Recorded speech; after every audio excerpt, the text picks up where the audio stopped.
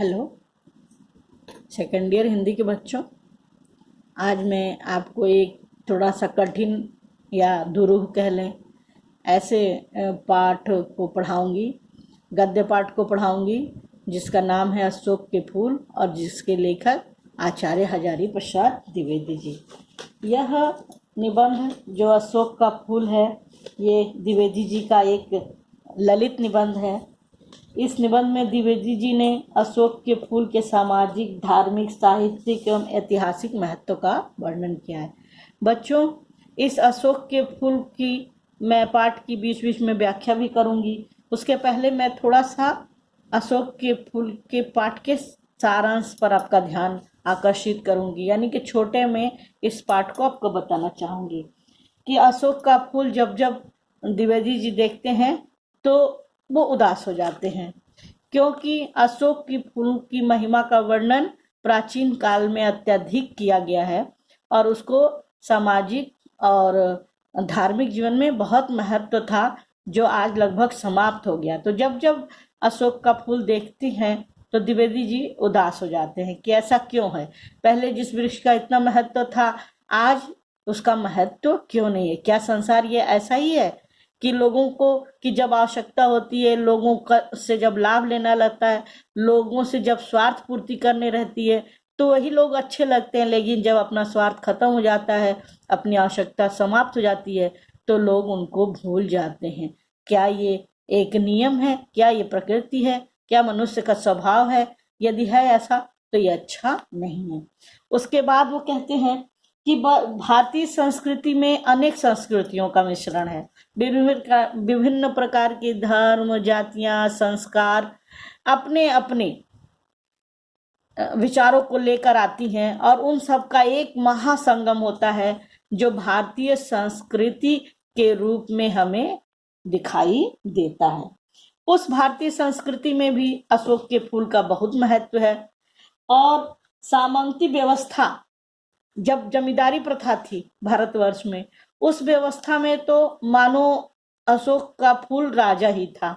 सारे वृक्षों का अशोक का वृक्ष राजा था। मदनोत्सव होते हैं, लोग जमींदारों की स्त्रियां मदन उत्सव नाम से त्योहार मनाती हैं और उसमें विभिन्न प्रकार के अशोक के वृक्षों को, फूल को अपने शरीर पर भी सजाती हैं। उसके निकलने वाले तत्व लाल रंग से अपने पैरों को रंगती हैं और उस वृक्ष की पूजा करती हैं। लेखक का यह भी मानना है कि अशोक की वृक्ष की प्राचीन साहित्य में के आधार पर देखें तो पूजा भी की जाती थी। ऐसा माना जाता था कि अशोक के वृक्षों पर गंधर्व और यक्ष और किन्नरों का वास होता है, जो एक प्रकार से मनुष्य के देवता माने जाते थे। और संतान की कामना से जो भी स्त्री जाकर अशोक के वृक्ष की पूजा करती थी तो वो जो उस पर रहने वाले यक्ष, किन्नर, गंधर्व जो उस अशोक के वृक्ष के देवता माने जाते थे, वो उनकी मनोकामना को पूर्ण करते थे। आज के वर्तमान समय में हम देखें तो हम लोग भी बहुत कुछ करते हैं ना। जैसे पीपल के पेड़ पे हम मानते हैं कि इसमें भी देवी देवताओं का वास है और हमें इसकी पूजा करनी चाहिए, इसकी पूजा करने से हमें ये फल मिलेगा। जैसे कि आजकल आप देखते होंगे केले के पेड़ की भी पूजा होती है, उससे भी एक विशिष्ट देवता प्रसन्न होते हैं और मनोकामना पूर्ण होता है। तो द्विवेदी जी कह रहे हैं कि अशोक का वृक्ष भी प्राचीन साहित्य उठाकर पढ़ें और देखें और समझें तो इसका भी उस समय बड़ा महत्व था। इसी पाठ के साथ साथ ही आगे बढ़ते हुए द्विवेदी जी कहते हैं, आगे बढ़ते हैं और द्विवेदी जी कहते हैं कि मनुष्य की जो शक्ति होती है जीने की, मनुष्य की जो जिजीविषा होती है, दुर्दम जिजीविषा, जो कठिन जीने की शक्ति है, जो जीने की इच्छा है, ये सबसे विशुद्ध है। मनुष्य कैसा भी हो जाए, चाहे लेखक का मानना है कि सारी दुनिया मिलावट से पूर्ण हो जाए, कोई भी वस्तु अपने रूप में, शुद्ध रूप में भले ही उपलब्ध ना हो, लेकिन एक चीज आपको सदैव शुद्ध ही प्राप्त होगी, वह है मनुष्य की दुर्दम जिजीविषा। वह गंगा की तरह अबाधित अनाहत धारा के समान सब कुछ हजम करते हुए आगे बढ़ते हुए भी पवित्र रहती है। विभिन्न प्रकार की मानव जाति की दुर्दम निर्मम धारा के हजारों वर्षों का रूप देखने से स्पष्ट हो जाता है कि मनुष्य की जीवन शक्ति ही बड़ी है और निर्मम भी है। वो दयाहीन है। वह सभ्यता और संस्कृति के व्यर्थ के मोहों को रोदती चली आती है और न जाने कितने धर्माचारों, विश्वासों, उत्सवों और व्रतों को धोती बहाती हुई मनुष्य की ये कठिन जीने की इच्छा रूपी धारा आगे बढ़ती चली जाती है। इसी प्रकार आगे बढ़ते हुए अपने पृष्ठों पे वो हमें बताना चाहते हैं, द्विवेदी जी ये बताना चाहते हैं कि जो सभ्यता और संस्कृति होती है निरंतर परिवर्तनशील होती है। लेखक मानते हैं कि संस्कृति बहुमूल्य है। संसार का नियम भी है कि सब कुछ बदलता रहता है, परिवर्तनशील है। इसी तरह जब कभी सम्राट और सामंतों की संस्कृति ने अनेक दूसरे रूप में जन्म दिया, आज वही सभ्यता और संस्कृति हमें दूसरे रूप में दिखाई देती है। इस प्रकार हम देखते हैं कि जैसे जैसे समय बदलता है वैसे वैसे सभ्यता और संस्कृति भी अपना रूप परिवर्तित करती चली जाती है।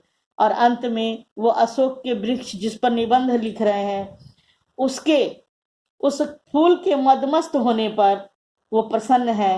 वो कहते हैं कि अशोक का फूल आज भी अपनी मौज में है, जिसमें वो 2000 वर्ष पहले था। उसका कहीं से कुछ भी नहीं बिगड़ा है। वह अपनी मस्ती में हंस रहा है, उसी मस्ती में झूम रहा है। परंतु जो लोग उसके महत्व को प्राचीन समय में देख चुके हैं, उसकी महत्ता को समझ चुके हैं, जान चुके हैं, वो आज उसकी दशा को दुखी होते हैं देखकर। और उन दुखी लोगों में मैं भी हूँ। जो अशोक के फूलों की दुर्दशा देखकर आहत है, उसमें लेखक कहते हैं कि मैं भी शामिल हूँ। लेकिन लेखक कहते हैं कि अशोक को देखो तो आज ज्यों का त्यों अपने अस्तित्व पर अपनी मस्ती में झूम रहा है।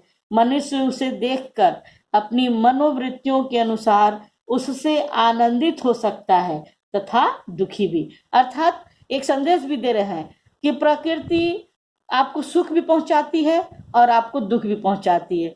मन स्थिति आपकी जैसी होती है, आप प्रकृति को वैसा ही लेते हो। अभी तक स्वयं लेखक अपने को उदास अनुभव कर रहे थे कि किस प्रकार का महत्व तो प्राचीन समय में अशोक के वृक्ष का था और वर्तमान में कोई पूछता नहीं।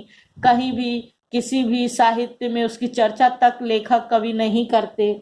और आज वो स्वयं ही कह रहे हैं कि नहीं, उसको देखकर आप सुखी भी हो सकते हो, क्योंकि वो पहले भी मस्त था और आज भी मस्त है। अंततः वो कहते हैं समय बदलता है और हमें उसके अनुसार अपने मनोभावों को संचालित करते रहना चाहिए, न कि परिवर्तन को देखकर दुखी होना चाहिए।